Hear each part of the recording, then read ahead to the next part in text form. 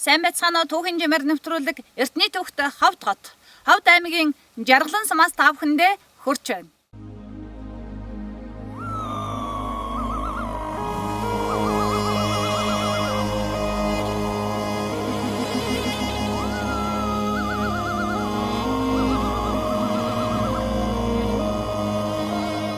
Ховд аймгийн музей 1905 онд анх 40 үзмэртэйгээр байгуулагдсан. 1967 онд орон нутаг судлах кабинет нэртэй. За 1991 онд аймгийн музей болж өргөжин хөгжсөөр байгаа. Одоогоор манай музей нийт 3129 үзмэртэй 9 танхимтайгаар үйл ажиллагаа явуулдаг байгаа. За энд бол байгаль газар зүйн холбогдлолтой танхим байгаа.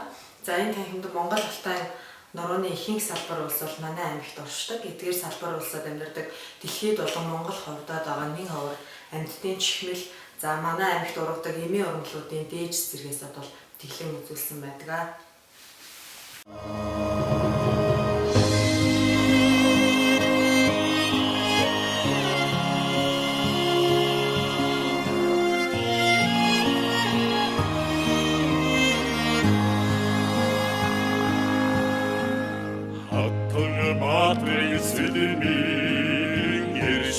Хорсолостой арц аюушийн зоригийг илчиг хадуун нартай атар зоригт алцвай нүдэшиг подолмортай аруу Монгол түмний одшиг гялцсан холдвай атар зоригт алцвай нүдэшиг подолмортай аруу Монгол түмний одшиг гялцсан холдвай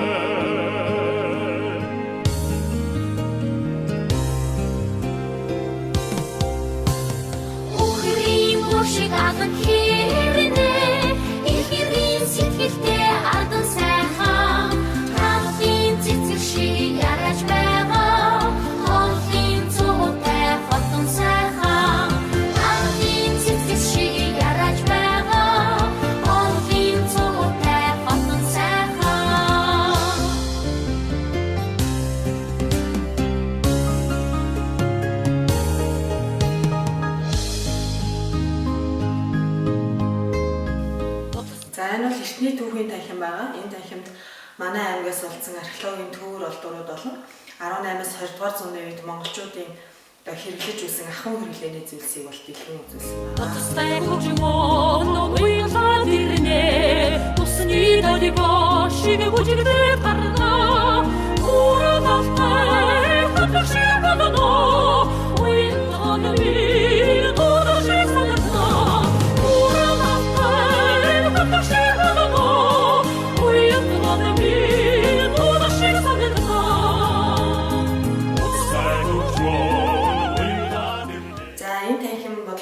танхим байгаа. Энэ танхимд 17 дугаар зууны үеийн Зүүн гарын хаан Галдан Бушигт хаан Тод Монгол бичиг зохиосон зохиогч Зай Бандтай Намхай Жанц за мөн Монголын улс төрийн цогтоо тэмцэгч нар болох Чингүнжав амар санаа зэрэг түүхэн хүмүүсийн үйл явдлыг эндээс харж байна.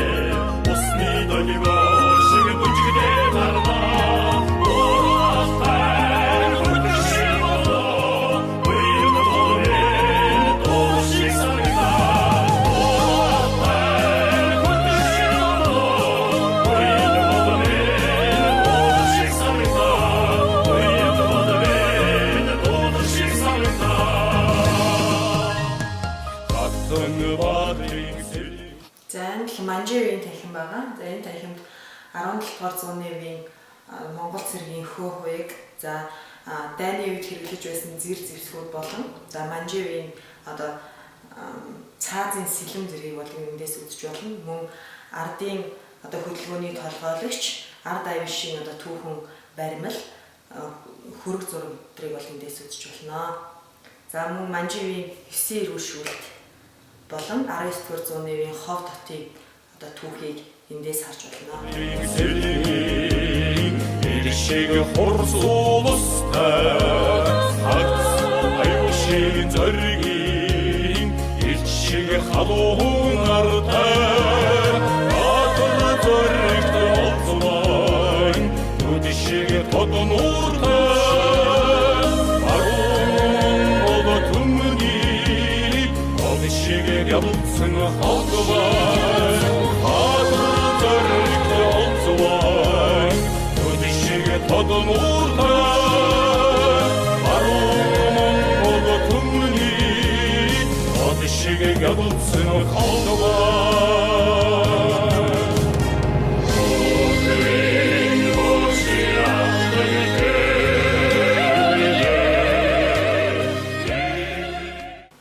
За энэ л угсаатны танхим байгаа. Манай аймаг олон угсаатын ясны үлгийн нутаг. За манай аймагт 9 төрлийн угсаатын ястай амьдардаг байгаа. Тэдгээр угсаатнуудын ингээд 18 дугаар зууны үед өмсөж байсан дээл хувцс болон гоёл чимэглэлийн зүйлсийг бол энэ танхимаас харж болно.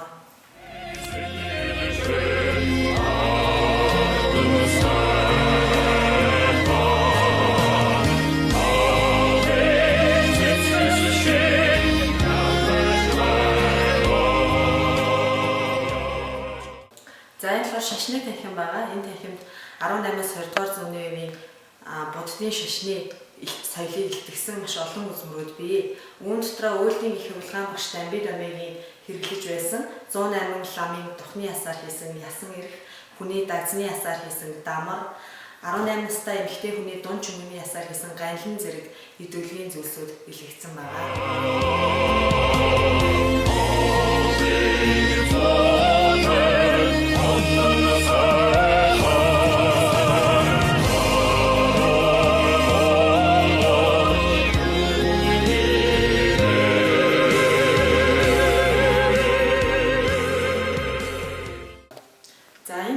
Албартны танхим байгаа. Энэ танхимд манай аймагаас төрөн гарсан Монгол улсын баатрууд, генералууд, за салбар бүрийн гавьяат болон хөдөлмөрийн баатруудын зураг болон түүхийг энэ танхимаас харж болно.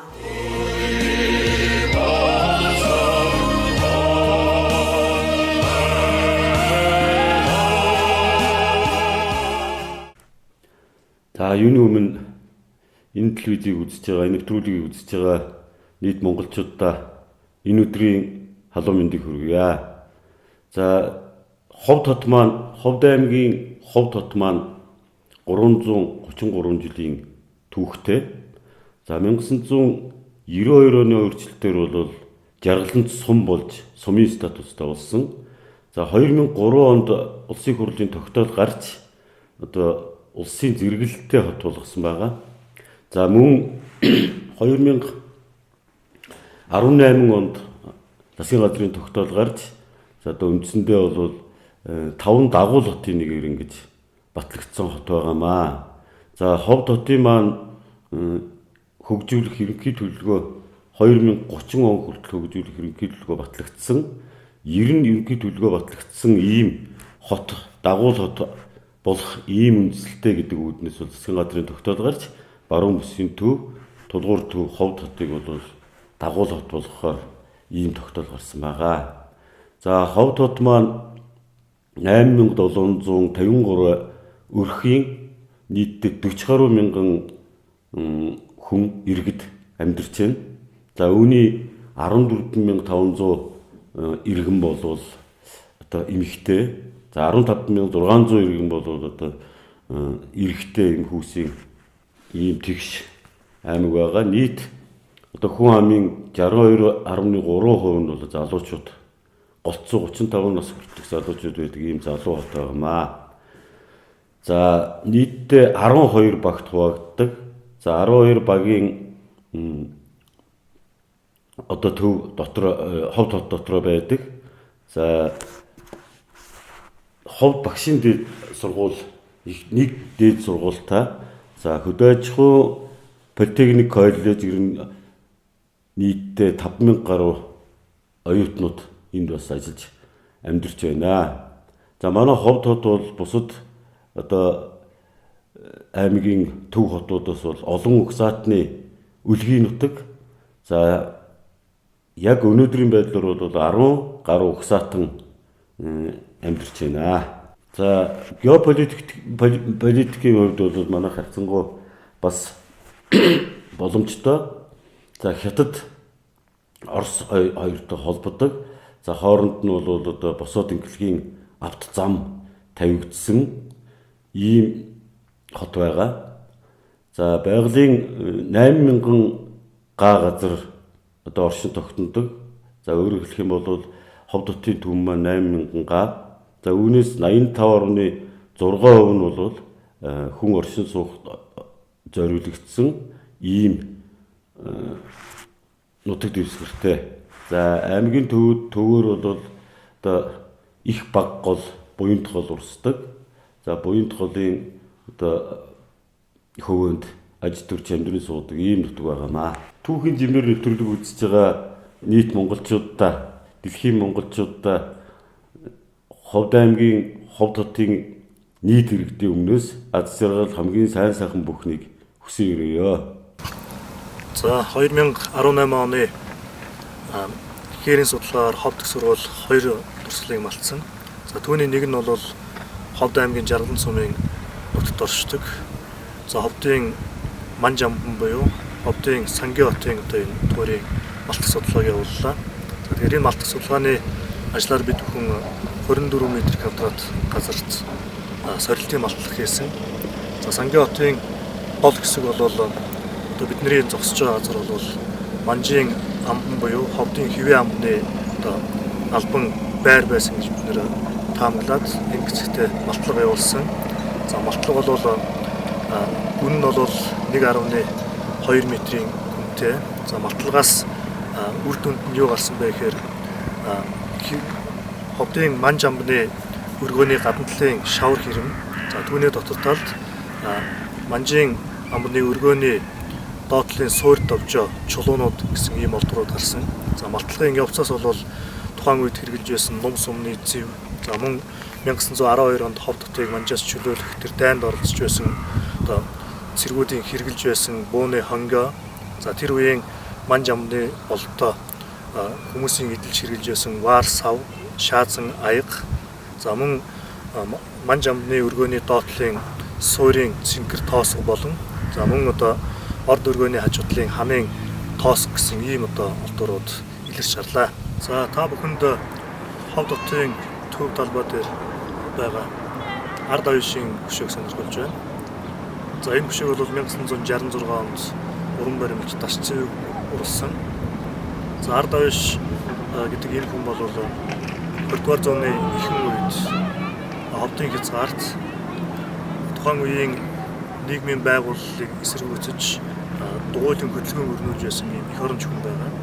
Тэгэхээр 1903 онд Ховд аймгийн одоогийнхоор Цэцэг сүм тухайн үеийн Цэцэг нуурын хошуун бол өөрийнхөө хошуун бослох хөдөлгөөн өрнүүлсэн.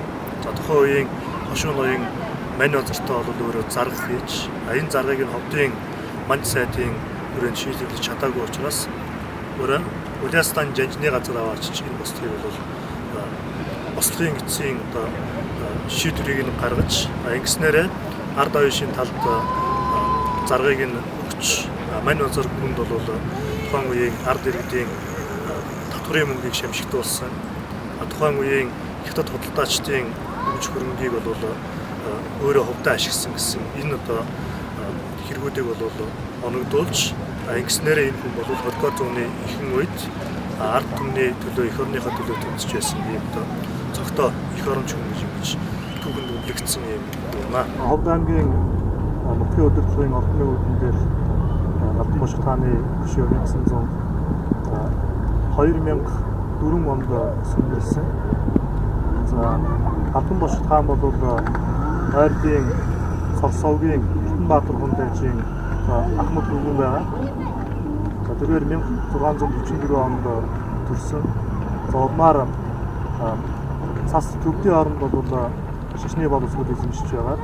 Түүний ах нь бас болсны дараагаар бол өөрөө шар шүтж зүүн гарын хаан ширээг загламжлуулсан суусан юм үүрэгтэй. Тэрээр тухайн үед 1691 онд Халх Монгол Манж эсэлсний дараагаар Монголын тусгаар бүтээмжийн төлөө өөрийнхөө амь насыг зориулсан юм улс төрч хэмээн үнэлэгддэг. 1688 онд бол анх Хах Монгол руу дотлох тулдааныг явуулсан. Түүний дараагаар 3 том тулдааныг явуулсны эцэст 1697 онд бол нас орсон юм тохиолдож хүн байгаа. Түүний дараагаар бол зүүн гарын хаан болсон ширээг бол Цэвэн Арвдын хаан, Улмаар Галдан цэрэг хаан зэрэг хаад бол залгамжилж 1755 оны хүртэл 1691 оноос хойш Монголын төрийн тусгаар бүхний гал боломжтой бол 70 орчим жил зүүн гарын хаан тус ойр монголчууд бол хадгалж үлдсэн зүйлтэй байна. За Галдан бошгот хааны дараагийн хөшөө бол Ойрдын Хойд аймгийн Амар санаагийн хөшөө байгаа. За Хойдын Амар санаа бол зүүн гарын хаан ширээний төлөө өрсөлдөж байсан нэгэн юм зэргийн эрх мэдэлтэй. За түрүүн хэлсэнчлэн Галдан цэрэг хаан 1745 оны хүртэл хаанчлаад за түүний дараагаар бол түүний шууд удмын даваач за мөн дөрвдийн ноёдууд Амар санаа зэрэг зүүн гарын томоохон язгууртнуудын дунд бол хаан ширээний төлөө тэмцэл өрнөсөн байгаа. За тэгээд энэ тэмцлийн үр дүнд бол даваач хаан ширээг аваад эцэст нь хаан ширээний төлөөх тэмцэлд Амар санаа ялагдаад ялагдсныхаа дараагаар бол Амар санаа манжид дагаар орох юм үйлдэлийг хийсэн байгаа. Түүний дараагаар 1755 онд Манжчин улсын цэргүүд бол 3 замаар их цэрэг хөдөлгөж зүүн гарын хаан тусыг 1755 оны 7 сарын хойгуурхан бол ялж өөрийн иргэшээлд оруулсан байдаг. Энэ 3 замын их цэргийн нэгийг нь бол нэг замынхын их цэргийг бол Амар санаа удирдах байсан.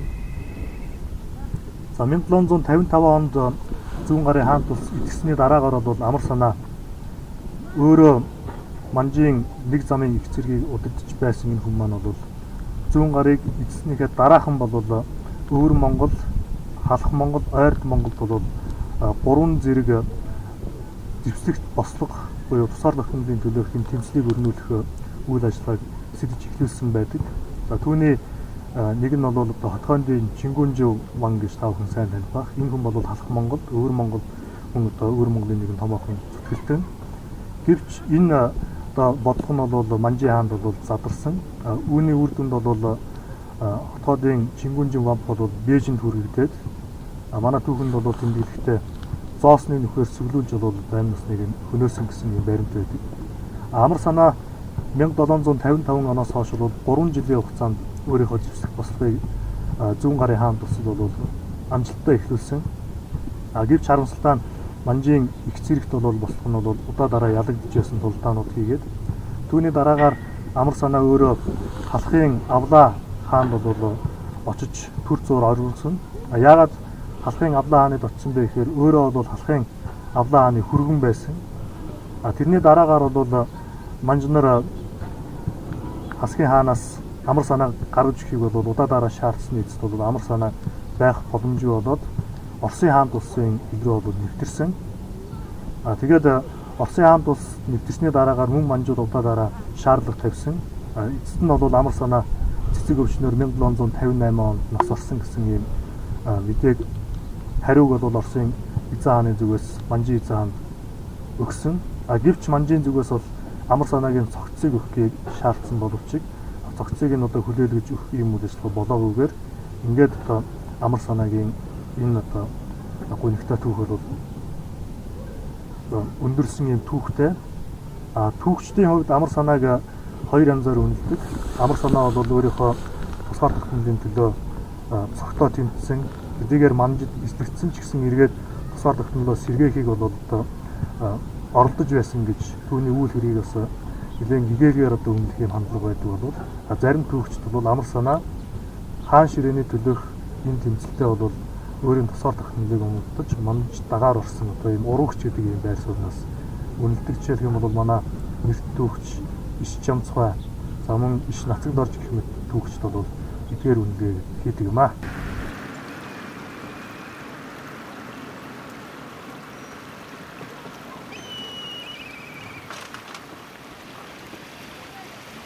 За Ховд аймгийн Жаргалан сумын нутаг за буян талын хойд хөвөнд орших энэ эртний чимэрчээкийн соёлд холбогдох Монголын археологийн шинжилгээ ухааны сүүлийн үед хэмцгийн соёл нэрээр нэрлэгдээд байгаа булш байна.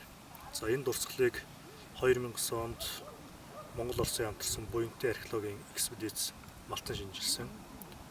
За энэ дурсгалаас хүний яс, за мөн чимэрчээкийн соёлд холбогддог чулуун, тахилын аяг гэх мэт ийм утгууд гарсан. За чимэрчээкийн соёл нь бол манай эртний өмнөх 2700-аас манай эртний өмнөх 1600 жилийн тэртет холбогддог ийм археологийн соёл байгаа. Нийтдээ буян толын савд бол 12 ширхэг ийм булшийг бол бүхэн малтан шинжилсэн. Монгол улсын хэмжээнд нийтдээ 29 булш одоогийн байдлаар малтагтаад байгаа. Тэрний хоёрыг нь шинжилгээ ухааны академийн түүх археологийн хүрээлэн, за үлдсэн дурсгалыг нь бол Улаанбаатар их сургууль, Ховд их сургууль болон за Оросын хамтарсан судалгааны анги бол малтан шинжилсэн.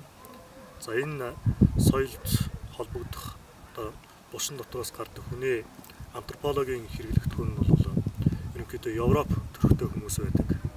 Тэгээд энэ утгаар нь бол энэ Европ антропологтой энэ хүмүүс нь одоогоос 4500-аас 4200 жилийн тэртет бол Дундад Азиар дамжиж Монгол алтад нүүлж ирсэн байна гэдэг нь бол археологийн алтлах судалгаа. За мөн одоо энэ булшны их хэрэглэгдэхүүнээс бол харагддаг юм аа. Юуны өмнө энэхүү нэвтрүүлгийг үзэн суугаа дэлхийн монголчуудаа болон Монголынхаа нийт ард түмэнд тэр дундаа Ховд нутгийнхандаа чин сэтгэлийн халуун мэдлэгээ дэвшүүлж байгаа юм аа. Яг гэвэл түүхийн жимээр гэсэн энэ нэвтрүүлгийг хийх завшаан тэр дундаа одоо өөрийнхөө төрсөн өссөн нутагтайгаа холбож нутгийнхаа түүхийг монголчуудаа болон дэлхийн монголчуудад хүргэх ийм завшаан тохиолдсонд миний хувьд маш их талархалтай байгаа. Түүхээ мэддэггүй хүн од тойрсон сармагчинтай адил гэдэг. Ялангуяа орчин үед өсөж төрнөж байгаа залуучуудаа хойч үеийнхэндээ өвгдээдс маань ямар түүхтэй амьдарч ирсэн, нутаг ус, уул усны маань учир холбогдол юу юм бэ гэдгийг тэр орчиндөө амьдран суугаа ахмад буурлууд болон түүхээ мэддэг хүмүүсээс өөрсдөөс нь яг бодит иргэдээс нь сонсно гэдэг бол хамгийн том болон завшаан гэж миний хувьд ойлгож байгаа юм аа. Тийм учраас түүхийн жимээр нэвтрүүлгийг сэтгэл гарган бэлтгэж ирсэн багийнханд болон энэхүү нэвтрүүлгийг үзэж суугаа үзэгчид түмэндээ чин сэтгэлийн талархлаа дэвшүүлж түүхээ мэддэг, түүхээр бахархдаг, түүхээ дээдэлдэг ард түмэн болохын үлзэт ерөөлийг өргөн дэвшүүлье. Энэ дурсгал бол Ховд аймгийн Жаргалан цумын нутаг Бухд үзүүр 3 гэдэг ийм одоо дурсгалт газар байгаа.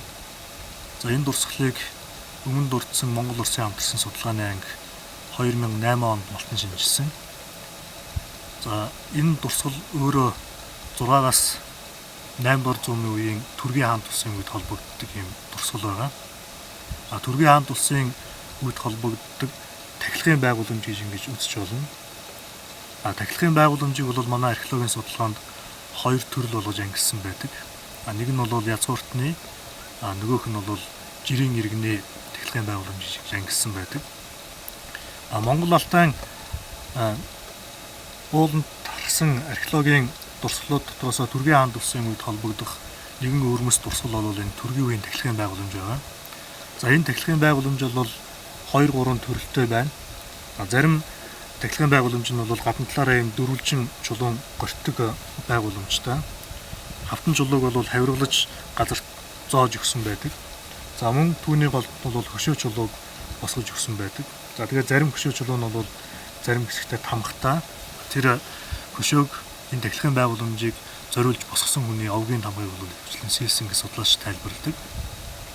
За мөн тахилгын байгууламжийн урдд бол энэ цагирган байгууламж бол дагалдуулсан байдаг. За тэгээд зарим судлаачдын үзэж байгаагаар бол энэ цагирган байгууламж нь бол тухайн Овг аймгийн буюу тухайн гэр бүлийн гишүүдийн өөрийнх нь энэ нас орсон хүнд босгосон тахилгын байгууламжид тахилга хийж үлдээсэн ийм байгууламж. Жишээлх юм бол нэг цагирг нь бол нэг гэр бүлийг төлөөлөдөг гэж ингэж бас тайлбарсан юм тайлбар бий. Монгол алтад тархсан Түргийн үеийн тахилгын байгууламж бол ерөнхийдөө Түргийн хаант улс байгуулагдахаас өмнөх үеийн Хөх Түргийн үеийн дурсгалууд гэж ерөнхийдөө судлаач тайлбарладаг. Тэр утгаараа тахилгын байгууламж бол нэлээд хэдэн янз байна. Зарим нь бол энэ дөрвөлжин тахилгын байгууламж бол 7-8-ыг зэрэгцүүлж тавьсан. Тэрнийхээ голд нь хөшөө чулуутай. Зарим нь ийм тахилгын байгууламжийн урталт бол зөвхөн хүн чулуун хөшөөг босгосон гэх мэт ийм олон янзын хэлбэр төрхтэй байдаг. Тэгэхээр энэ хэлбэр төрхийг нь бас миний зүгээс 3 төрөл болгож ангилсан байгаа. Нэгдүгээрх нь бол тухайн Овг аймгийн удирдагч язгууртан хүмүүс зориулсан. Дараагийнх нь бол Баатар дайчдад зориулсан юм тахилгын байгууламж. Жишээлх юм бол 3-4 тахилгын байгууламжийг хийснийхээ урталт нь бол хүн чулуун хөшөөг нь энэ дөрвөлжин хашлах чулууныхаа урт тал болгоно ингэж босгож тавьсан байдаг. Энэ нь бол эдгээр тахилгын байгууламжийг зөвхөн нэг хүн зориулсан. Ингээд 3-4-өөрөө гэдэг чинь ингээд Баатар дайчид нөхдүүдийн дурсгал зориулж босгосон юм тахилгын байгууламж ингэж ойлгохоор байдаг. За мөн энэ тахилгын байгууламж бол зөвхөн нэг газар ингэж дангаараа байх биш, Овг аймгийн хүрээнд маш олон ийм тахилгын байгууламжийг нэг газар ингэж босгож байрлуулсан юм тохиолдол байдаг. Энүүгээр нь бол бас Овг аймгийн тахилгын байгууламж ингэж бас ангилж болох юм үндэслэл байгаа юм аа. Тэгэхээр эдгээр дурслууд нь бол 6-аас 8 дугаар зууны үеийн Монгол алтаад нутаглаж байсан түрүү түргийн хаанд улсын үед холбогдох тэр эртний төрөгчүүдийн ертөнцийг үзэх үзлийг сэргээж үзэх. Мөн малтлагаас гарсан төмөр болон бусад металл мөн малын тахилга хийж байгаа тэр адуу малын морь малны имээлийн дөрөө гэх мэт эдгээр олдрууд нь бол тэр үеийн төрөгчүүдийн эдийн соёлыг сэргээж үзэх юм ховор нандин дурсгалууд юм аа. За ховдын хязгаарт олон шашны сүм гэдэг манжийн төрөөс байгуулсны нэг нь бол Уйлдийн шар сүм. За Уйлдийн шар сүм 1764 онд ховдын Хэвэн амбан суурьсан тэр цагаас 1764 онд мөн Уйлдийн хошуу Аранга аймгийн Үлзийд хотон сумын нутгаас нүүдэл ирсэн цагаас хойш тэдгээрийн соёлын үйл ажиллагааг хариуцуулан сүм хийдэг манжийн төрөөс байгуулж өгсөн. За тэрний улбаа болсон хийдийн тойр бол одоо энэ харагдаж байна. За энэ тойр бол ховдын хязгаарын хамгийн том сүм хийд байсан. Энэ сүм хийдэл бол Уйлдийн лам нар төдийгүй загчны томоохон мяндагтан лам нар эндэрч ном хордог байсан. За харамсалтай 1930-ад оны үед улс төрийн хилмигдүүлэлт ихсэнтэй холбоотойгоор энэ сүмийг нураасан. Тухайлх юм бол нэгэн сонирхолтой түүх байдаг. Энэ шар сүмийн байшингийнх нь дээврийн мотыг нь ховдын буянт сүмийн тижээлийн аж ахуйн барилгын дээвэр хийхэд бол ашигласан гэсэн юм ам мэдээ хүртэл ард иргэдийн дунд яригддаг. 1990-ад оны үед шашин соёл шинээр дэлгэрсэн цаг үед бол тэнд харагдаж байгаа нэгэн тойр харагдаж байна. Энд бол шинээр шар сүмийг сэргээн босгосон. Гэвч аймгийн төвөөс жахан аслагдмал зайтай учраас ард иргэдийн шашин номын үйл ажиллагаа бол нэг итвчээгүй. Тийм учраас Ховд аймгийн төвд хэсэг хугацаанд байрлуулж байгаад одоо галзан пунцглан чайлан хийд буюу баруун хязгаарын Уйлдийн шар сүм бол Монгол улсын хэмжээнд 2 дахь удаага 108 суулгатай бүтээгдсэн. Тэр галдан пунцглан чайлан гэдэг Ховд аймгийн дээд талд нисэх буудал явах замд шинээр баригдаж үйл ажиллагаа явуулж байгаа юм аа. За 2007 онд Ховд их сургууль Оросын холбооны улсын Поляринскийгийн нэрэмжит Томский их сургуулийн хамтарсан археологийн баг шар сүмийн Монгол улсыг малтсан. За тэр улс нь бол тэр толгоон хөлд орсож байгаа 100 дуу чулуун байгууламжтай их Монгол улсын үед холбогдох улс байсан. За уг булшийн малтлах судалгааг бол Томский их сургуулийн музейн захирал археологч Юрий Иванович Ожретов даахалж явуулсан. За энэ булшнаас нэг эрэгтэй хүний оршуулга, за мөн модон шургаар хийсэн оршуулгын байгууламж, за түүний доотлолд чулуу байгалийн чулууг бол авсуулгаж зассан.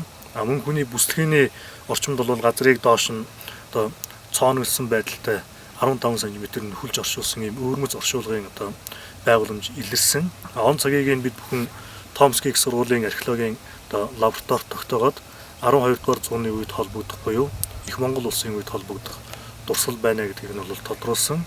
За булшнаас чагаад чүмэг за мөн далдны яс бол толгойн баруун хойд хэсэгт бол тэмдэглэгдсэн. За бүсний орчимд бол хотог дүрслэгдсэн. За мөн одоо хүний зүүн дээд талд бол одоо төмөр идэллийн бол үлдэгдэл. Бидний таамаглаж байгаагаар бол жадны үзүүр байж магадгүй гэж ингэж таамаглаж байгаа. Тэгээ ийм олдврууд бол олдсон ийм дурсгал байгаа. Тэгээд археологийн судалгаа болон антропологийн судалгааг бол Томский их сургуулийн археологчтой хамтарч хийгээд Монгол хэв шинжийн хүн байгаа гэдэг нь бол тогтоогдсон. Түүхэн жимээр нэвтрүүлгийг санаачлагч Сэгтэх групп. Манай групп нь Австрал, Тайвань, Оросын улбаны улс, Америк нэгдсэн улс, Герман, Чех, Унгар, Сингапур, Хятад, Солонгос зэрэг орнуудын мэргэжлийн байгууллагуудад хамтран ажиллаж, гэрээт дийлэр, борлуулагчийн үүрэг гүйцэтгэж, өндөр хөгжилтэй орнуудын сүүлийн үеийн дэвшилтэт техник технологиг нэвтрүүлэн ажилладаг камер, тохиолдол хамгаалалтын групп юм. Бүтээн байгууллагуудаас дурдвал Улаанбаатар хотын инх тайвны өргөн чөлөөний замын хөдөлгөөн, хэв журмын нөхцөл байдлыг хянах камерын систем, Дархан хот болон Багнуур дүүргийн цагдаагийн хяналтын нэгдсэн төв, Улаанбаатар төмөр замын харьяа вагон депогийн засвар үйлчлэгний төв, татах хэсгүүдэд хяналтын камерын систем, Баян-Онгор, Сэлэнг, Говьолтой аймгийн төвийн камерын хяналтын систем, Баян-Онгор аймгийн төвийн камерын нэгдсэн хяналтын системийн өргөтгөл гэх мэт олон бүтээн байгуулалтыг хийсэн юм.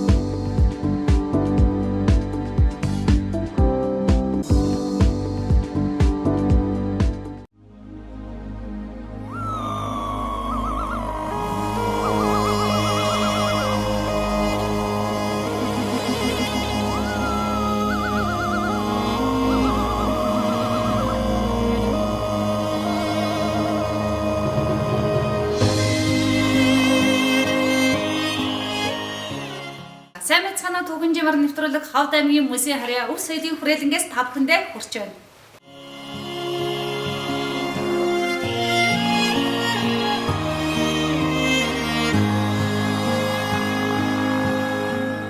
Хатан баатрын сэлмийн ершиг хурцуулстай харц аюушийн зоригийн илчиг халуун нартай атар зоригт алцвай нүдшиг подолмортай аруу Монгол түмний одшиг гялцсан холдвай атар зоригт алцвай нүдшиг подолмортай аруу Монгол Ховд аймгийн мөсийн харьяа өв соёлын хүрээлэл нь 2011 онд аймгийн засаг даргын санаачилсан оюунлаг ховдчууд хөтөлбөрийн хүрээнд хэрэгжүүлсэн ажлуудын нэг юм аа.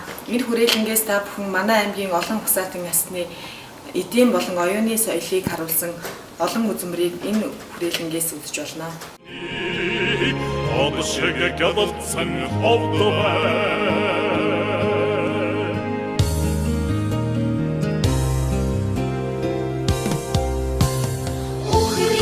Шиг аган хэрнэ ихэрийн сэтгэлдээ ардан сайхан хаалтын цэцэр шиг яраж байгаа хоолын цуутай хотон сайхан хаалтын цэцэр шиг яраж байгаа хоолын цуутай хотон сайхан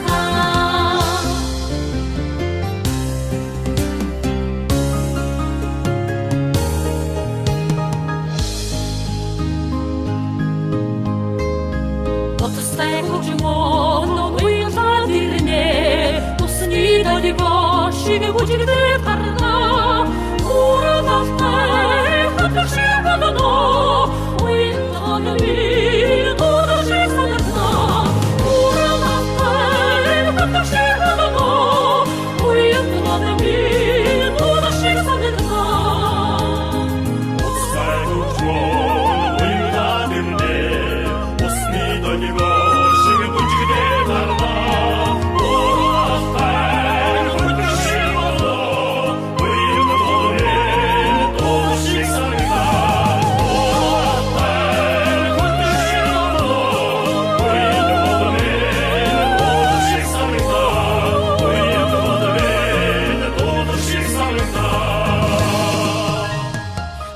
Алтан баатрын сэлний Иршиг хурс улустай Хагц аюу шиг зоригийн Илч шиг халуун артай Батар зоригт олзмай Нүд шиг тодон уртай Арун төмний Од шиг гялцсан халдвай Батар зоригт олзмай Нүд шиг тодон уртай Арун төмний Од шиг гялцсан халдвай